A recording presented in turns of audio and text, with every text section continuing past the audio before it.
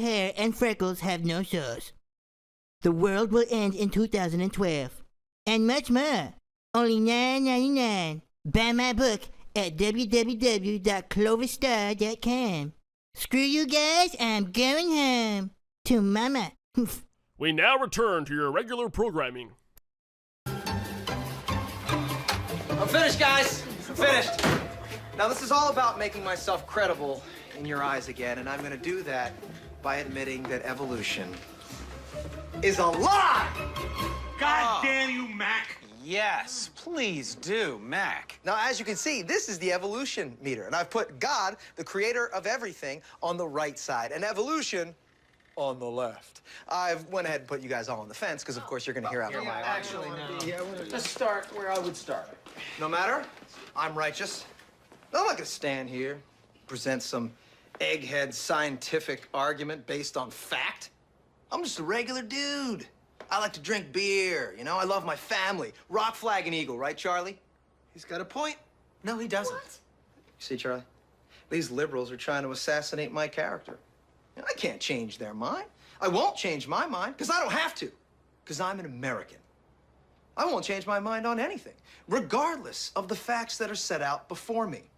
I'm dug in, and I'll never change.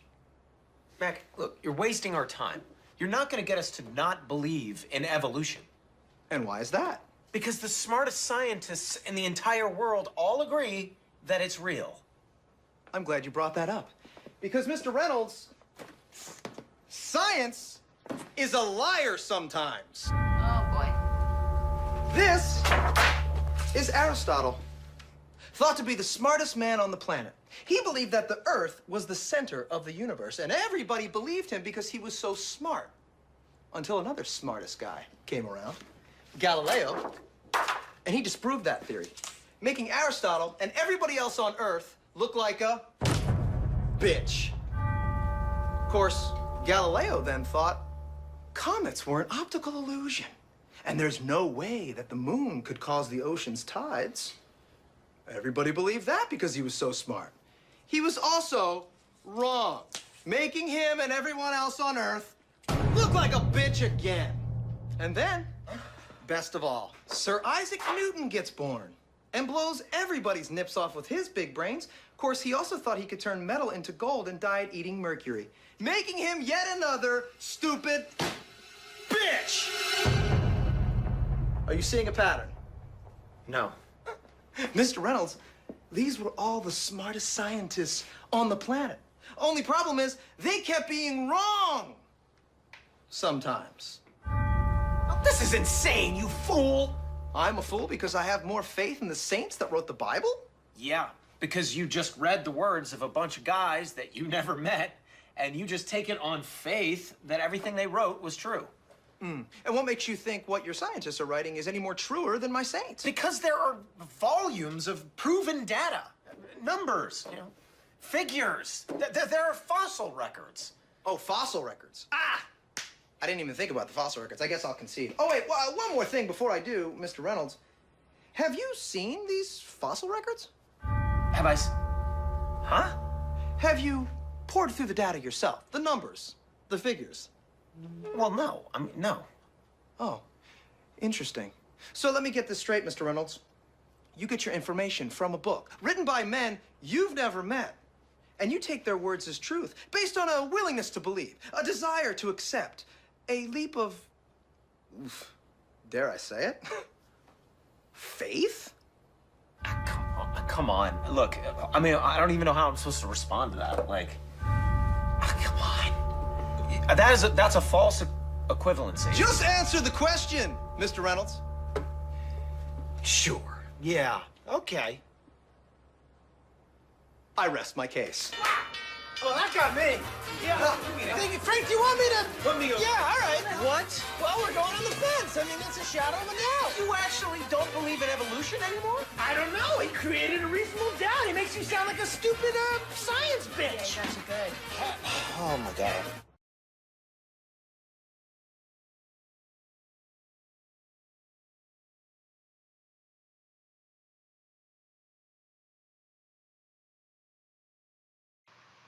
Okay, so that was my point. I got Aaron Ra responding to me, wrote me a 9,000-word article on Pathos, and he admitted this snitchy brother-in-law of mine sicked him on me, just like this brother-in-law of mine sicked the police on me, and sicked his daddy on me, and sicked his girlfriend on me, and sicked Lord who knows on me. But anyway, Aaron Ra, like I say, not a scientist, but a skeptic, activist, a protester, an internet troll, wrote a 9,000-word write-up on me on Pathos, which I don't think did anything more than just give more backlinks to my website so that people can see my point of view on this. So thank you for that.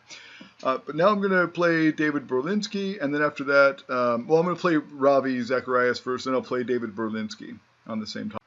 Hello, my name is Ethan Kaiser. I am a scientist and an atheist, and my question is, since the Bible has been scientifically disproven as far as all the claims, the theory of evolution, archaeology, Noah's Ark, Adam and Eve, since we know this didn't happen because of our science nowadays, my question is, how do we have, according to the Bible, how do we have free will if God is this omniscient being that knows everything about us, everything we will do, and he pretty much knows our outcome before we're even created. So he creates us knowing everything we'll do. Since we can't surprise him by our actions, we have no free will. Our choices have been predetermined, and that the act of judgment is completely immoral because he knows what we're going to do. Nothing can surprise him.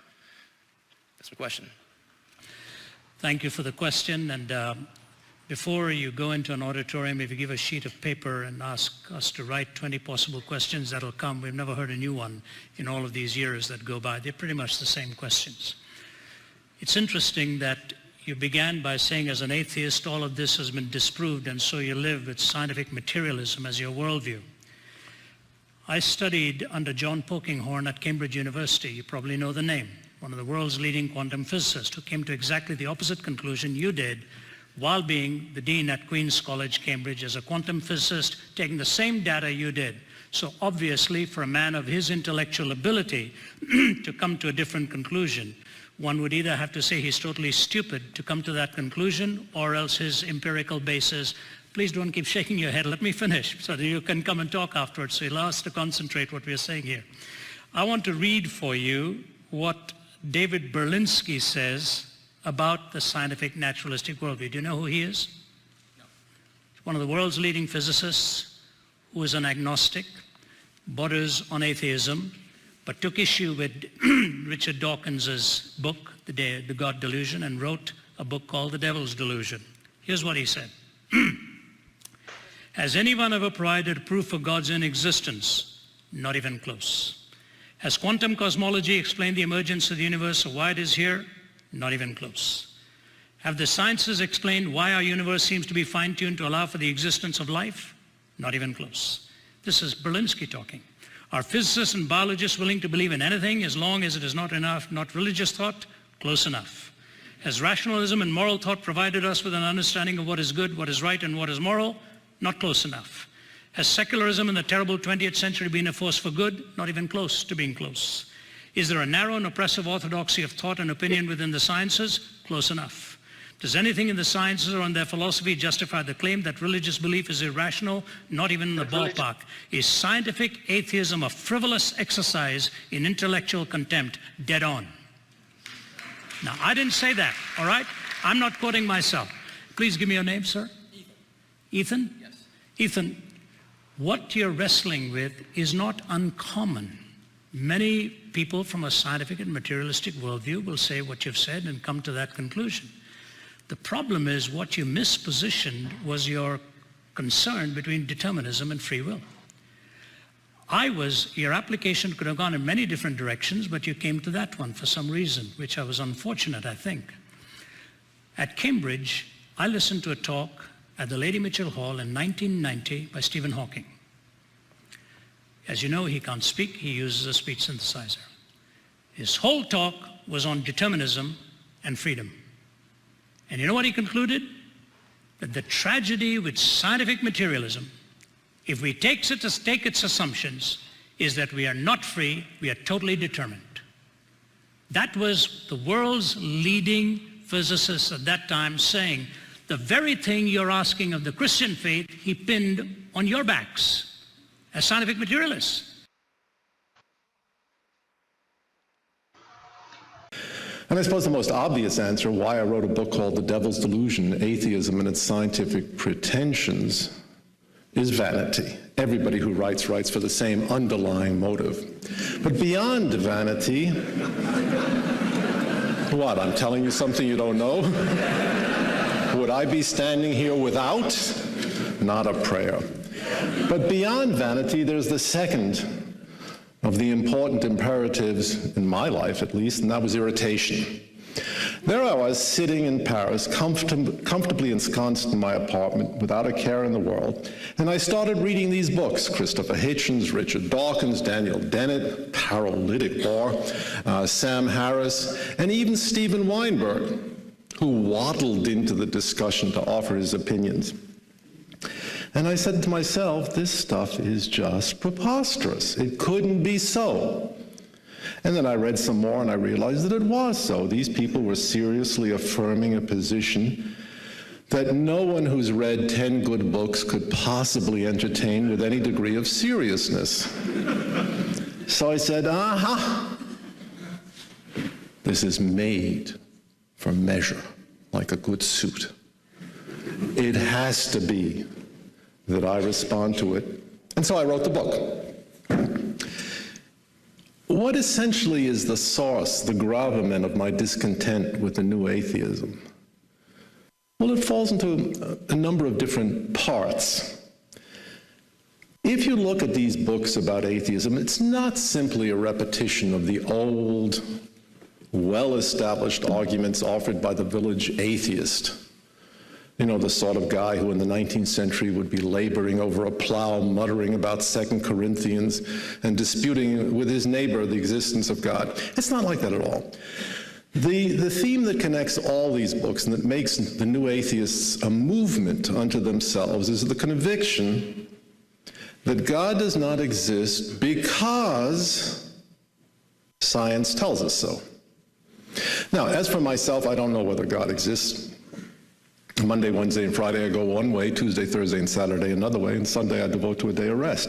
So my views are inconclusive, and you should take nothing I say or nothing I have written as evidence or argument one way or another on the perennial questions of mankind. That's not my intention. But on the other hand, the idea that science has demonstrated something of fundamental human importance about the existence of God is very much my concern, because I think it's a false idea. And I think there are no good arguments supporting it, and I think it's important to say so and recognize that it is so. Now, why am I so persuaded? Well, in the first place, I very much doubt that there is anything answering to the name of science, any more than there's something interesting answering to the name of democracy or justice or peace. These are concepts, they're immensely important human concepts, don't get me wrong, but they're concepts exhausted by their examples. If we want to know what a democratic society is, the best we can really do is point to a democratic society. And by parity of reasoning, if we want to know what science is, in anything other than an institutional sense, the best thing we can do is to look at a scientific theory. And of these, there are only finitely many. And of the great ones, there are only 4. And if we want to know that science has shown that God does not exist or has shed any light on the religious questions of mankind, we have to consider the great scientific theories: Newtonian mechanics, Maxwell's theory of the electromagnetic field, Einstein's theory of relativity, and quantum mechanics. And we have to stop there because there are no other great mountain-like theories in the sciences. That's not to say that that exhausts the sciences, but if we want to go further, we point to examples. There's molecular biology, an interesting discipline. There's ceramic engineering, an interesting discipline. There's quantum chemistry, again, an interesting discipline. But we can do no better than list things, and if we're interested in the most important aspects of science, we can do no better than pointing to the great, the monumental theories. And the extraordinarily interesting thing is, if we say, look at quantum mechanics, look at the premises that are invoked in quantum mechanics, or its conclusions, one thing is striking by its absence, and that is any reference to a religious issue. You won't find it there. The same thing is true of Newtonian mechanics. It's the same thing is true of Clerk-Maxwell's theory. The same thing is true of relativity. They simply do not address the questions that perplex and torment the human race. They're like a cow in the kitchen.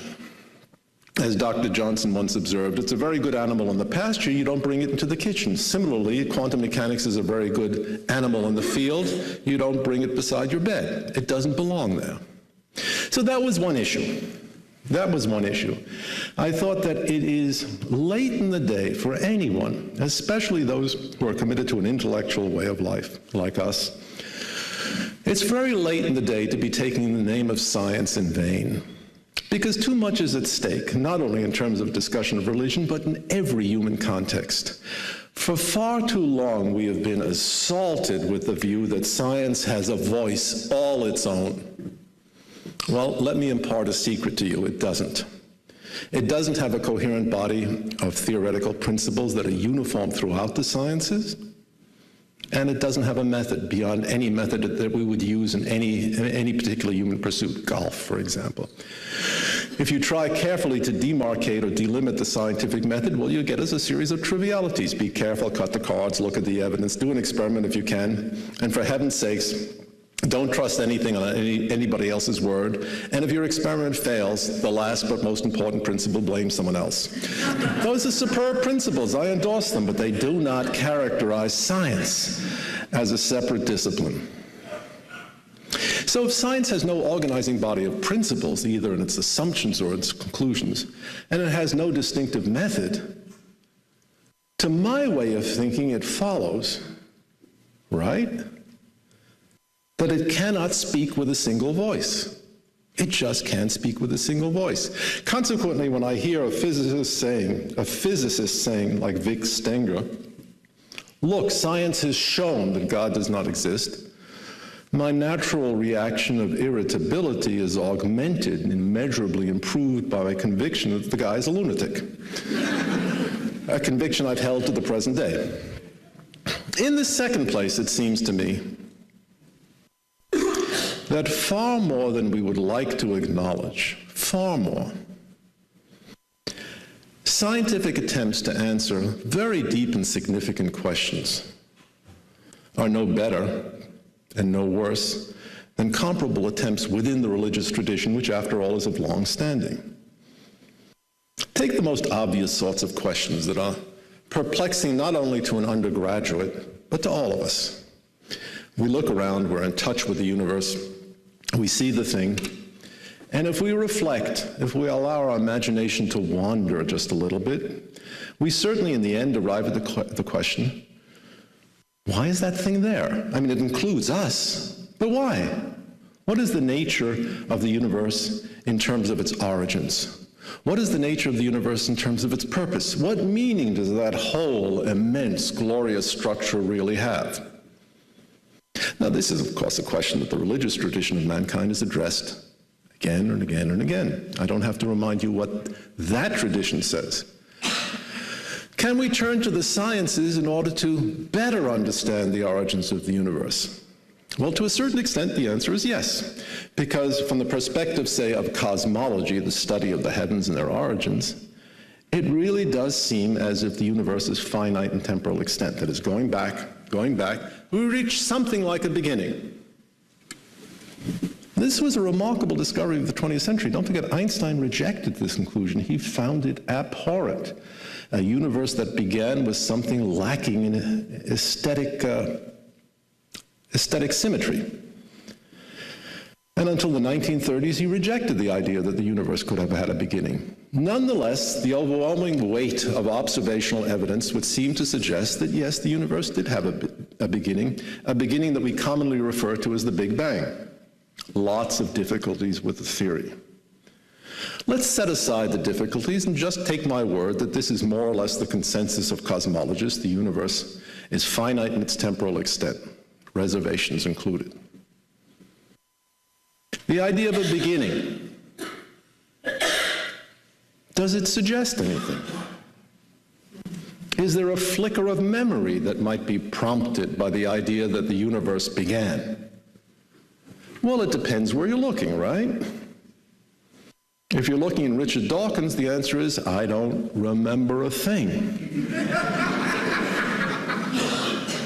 If you're looking in Sam Harris, the answer will be, I don't really get the question because I've never studied the sciences.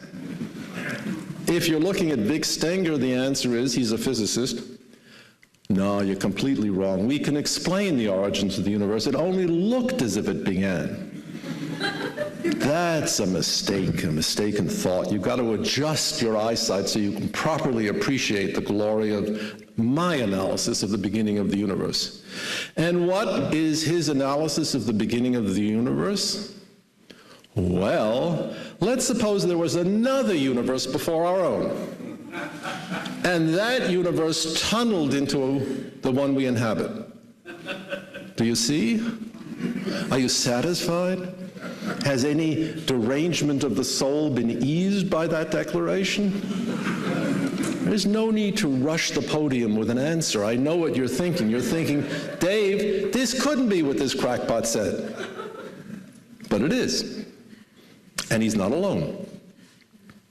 If you look at Stephen Hawking's A Brief History of Time, a book that was eagerly sought and never comprehended, you will find a very similar doctrine, disguised in an elaborate amount of mathematical mumbo-jumbo. And I'm the last person on earth to object to mathematical mumbo-jumbo. It's my stock and trade. But I recognize a co-conspirator. I recognize the spirit. What does someone like Stephen Hawking say? Well, your problem, Dave, is that you think that going back in time means backing up. It does, but only to a certain point. At a certain point, going back into the past, sort of just before the Big Bang prompts certain embarrassing questions, we're going to change the mathematical structure so this feeling of going back disappears. Can we do it? You bet. We're mathematicians. Does it make any sense? No. So, your point being, it makes no sense at all. This is a second attempt in contemporary cosmology to answer some of the deepest questions that the human intellect can pose. And as you can see from my warm remarks, I hold both efforts in about equal measure of contempt, and I think you should too. And I developed this point in the book, and it's not simply for the chance to abuse people like Vic Stenger or Stephen Hawking, although I welcome that chance. Obviously I do. Nothing gives me more satisfaction than kicking and lashing out. It's a congenital weakness on my part. But because I think these kinds of issues should not be attacked in this way, and I think it does disservice to the great theories of physics and science to treat them in this way, as though they could be carelessly invoked to make a point that is much more properly addressed within the religious tradition of mankind. There's a correlative example I'd like to mention to you. I'll mention it briefly because it's technical. As many of you may know, there's a new theory in physics, new the last 20 years. It's called string theory, and it's, again, one of the theories that proposes to unify everything and form a theory of everything, which will explain exactly how the universe arose and why it's the way it is. It does nothing of the sort. But one of the embarrassing features of the new theory arises when the fine-tuning argument occurs. As again, I'm sure all of you know, the physical constants of the universe seem remarkably well adapted to human life, or animal life for that matter. And no one knows why they have quite the degree of precision that they do. It's an open question. Now, one answer is the one that was put up, several years ago by Fred Hoyle. He said the universe looks like a put-up job. It's a good way of putting it. The universe does look like a put-up job. And one reason that the universe looks like a put-up job, not necessarily the correct reason, but one reason certainly, is that it was put up. Perfectly intelligent sequence of causes and their effects. It looks this way because, well, it is this way. What more do you want in terms of an explanation? Not necessarily the explanation I would accept, but a reasonable explanation. Well, it turns out contemporary theories in particle physics suffer from a mild deficiency. They seem to sanction something like 10 to the 500th different landscapes of possibilities. There's nothing like a deficiency in thought to prompt physicists to an inspired leap of the imagination. If there are 10 to the 500th embarrassing universes lying around, couldn't we say that this sort of solves the fine-tuning problem? After all, in some possible universe, the constants are not tuned and life would be pretty crummy. In other universes, they're better tuned than our own, and men would live to 257 years and have 6 wives, all living in perfect contentment and tranquility. A miraculous universe, to be sure, but an enviable one nonetheless. So you have physicists like Leonard Susskind, or again Stephen Hawking, who say, no problem if you're struck in wonder by the fact that the universe seems exceptionally well designed. It's got to be that way. After all, if it wasn't well designed, where would you be? Nowhere, right? But thank goodness there are a lot of possibilities. We just happen to be in a lucky one. A great many intellectuals find this a remarkably satisfying conclusion to reach. Instead of one God, 10 to the 500th different universes. And with the same breath coming bubbling from their torrid lungs, they will tell you, I believe devoutly in Occam's razor. Simplest explanation is the best. Oh, wait a second. This is Richard Dawkins. Wait, Rich. Hold on. 10 to the 500th different universes, and you say that's simpler than one universe and one creator? What are you going to say? Other than give me a break. It's not simpler, it's grotesque. It may be right. I don't know. It may be right. But for heaven's sakes, let us not claim more for a physical theory than we can possibly justify. And at this stage, there is nothing we can justify with respect to those scenarios that makes them in any way superior to the scenarios with which we're familiar and have been familiar for 5,000 years. The scenario encapsulated in the book of Genesis in the beginning, and you know the rest. In the beginning, something happened. That's about what we can say in 2008. It's pretty much what the ancient Hebrews were able to say in the 4th or 5th century BC. Our knowledge is not significantly improved. Why not say so? What harm would come from saying so? Just, that's the way it is. A lot of areas of mystery.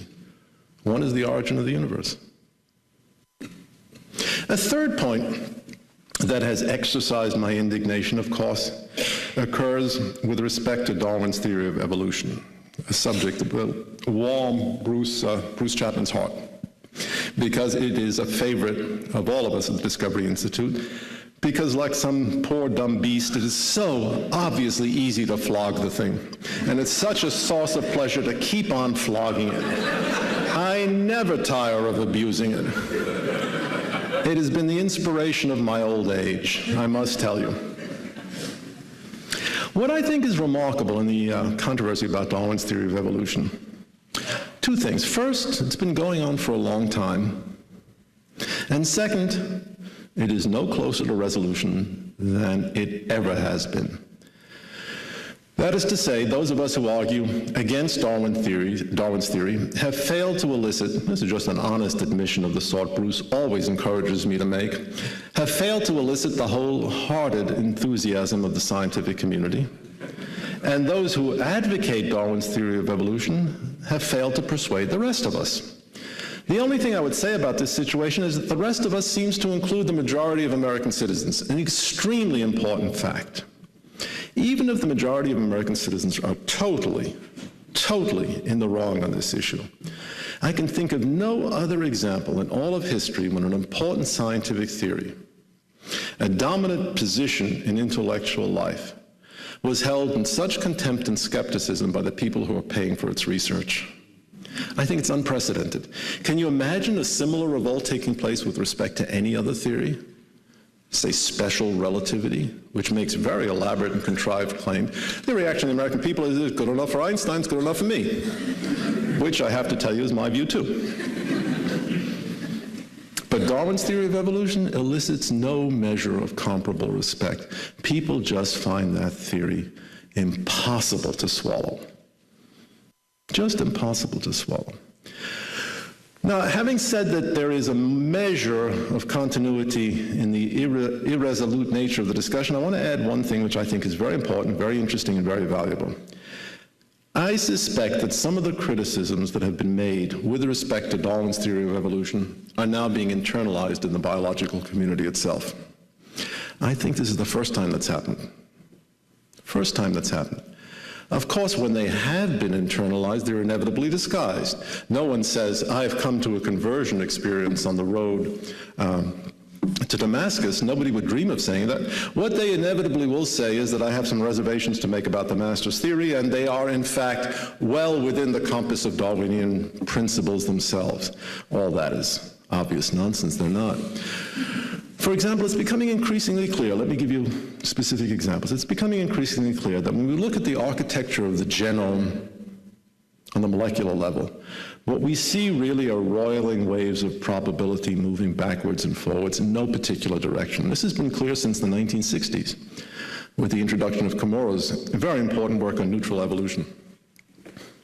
Recently, a very good geneticist named Michael Lynch has published a book on the architecture of the genome, and he makes this point explicitly, that there is a remarkable disconnect between what we see of the genome and the laws that govern the genome, waves of probability going back and forth, going nowhere in particular, and the magnificent, complex, integrated, hierarchical nature of the human or animal organism itself.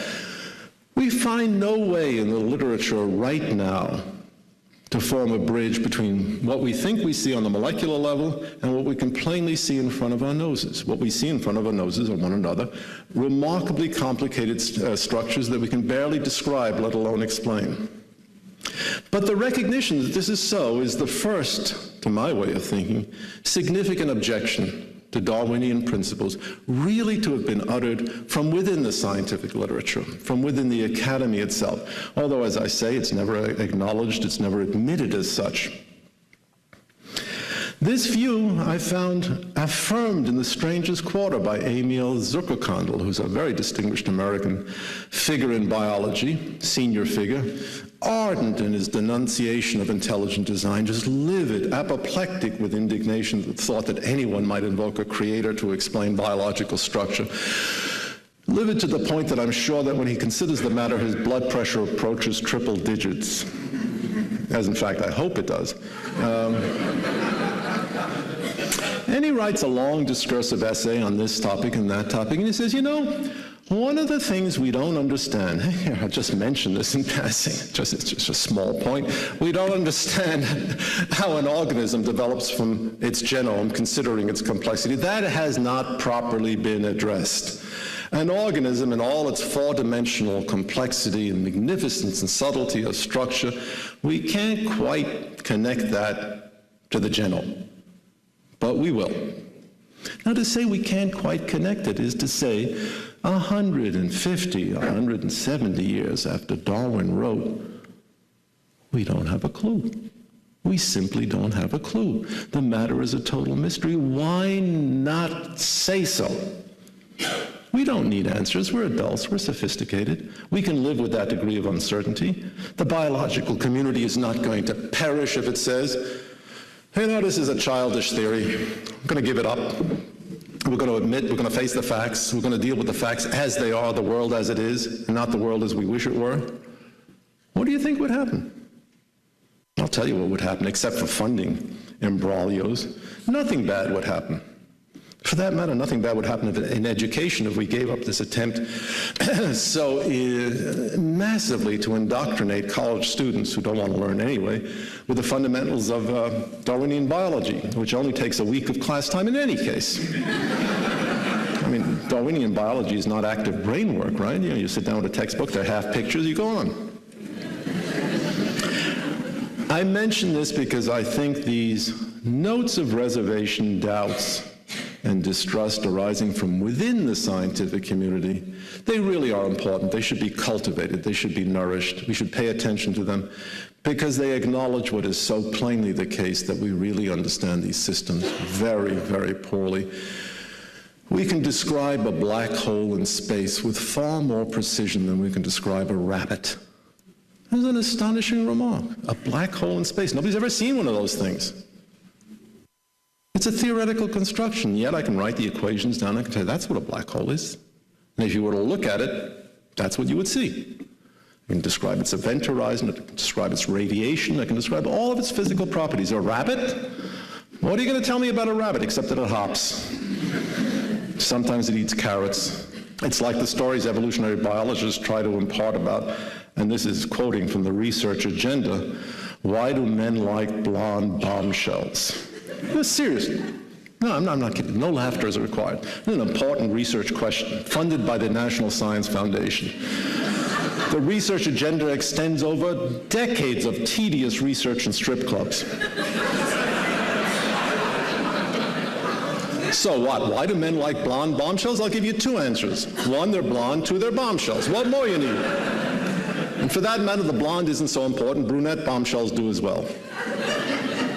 But this is the nature of research in evolutionary psychology. Which brings me to the fourth and mercifully final point I want to make. It's not only evolutionary biology that is a serious issue, or should be a serious issue.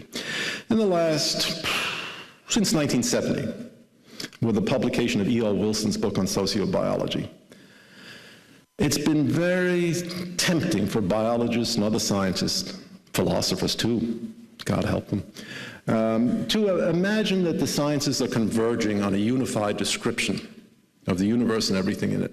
It's a perennial hope of the sciences. There's nothing wrong with a hope. Everyone should have lofty ambitions. The attempt, the last 10, 15 years to include the human mind within the compass of that ambition has been famous and famously known as evolutionary psychology. And that's the fourth of my horsemen, apocalyptic horsemen, because that is a subject which from the bottom of my heart I loathe. Just loathe evolutionary psychology, because it seems to me the only function of evolutionary psychology is completely to trivialize the human mind, its power and its grandeur, and that in the year 2008 is absolutely the last thing we should be doing. I think we need the recognition that in all respects, our minds, what we can do without training, what we can do spontaneously as human beings, represents an enigma that will stretch out into the future for 10,000 years. We do not presently have a clue. And the attempt to associate the powers and capacities of the human mind with a stage in human history which we cannot recover and whose nature we do not know is nothing less than an assault, it seems to me, on the dignity and solidarity of the human spirit and should be rejected at all costs. Now, I've given you some of my motivations for writing the book: vanity, irritability, and some specific considerations. I think at this stage it would be helpful, certainly to me, if I ended my formal remarks, and perhaps we could talk about some of these issues. I know I would be pleased, and I hope you will be too. Thanks very much for listening. If these theories are so clearly wrong,